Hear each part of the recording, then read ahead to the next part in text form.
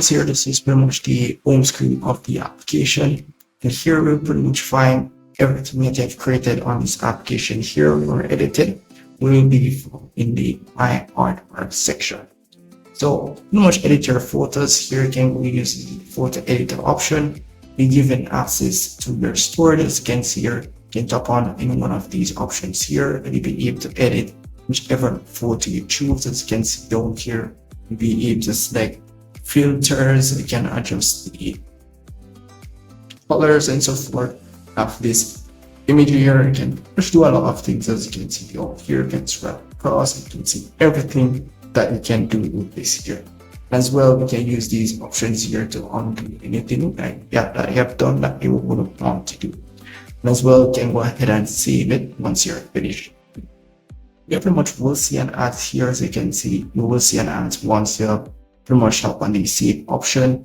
Just wait until it's finished and then you'll be able to exit off ads, as you can see here. So once it's saved, you'll be able to share it to Facebook and all those social media platforms as well. And it will pretty much be in your gallery, so you can go ahead and check it out from there. So that's pretty much it for that there. And as well, you do have the template option. As you can see, you can use these templates. When you pretty much tap on any one of these templates that you would like to use, let's say for example this one here, and you can go ahead and edit this template here to your liking. You can change the frame, the background, image, basically everything about this here. So it goes for all of these templates. And as well, same procedure as it relates to you saving the template. Same when you have saved the image that you have edited. It's the same way you're going to be able to save the template once you have finished editing.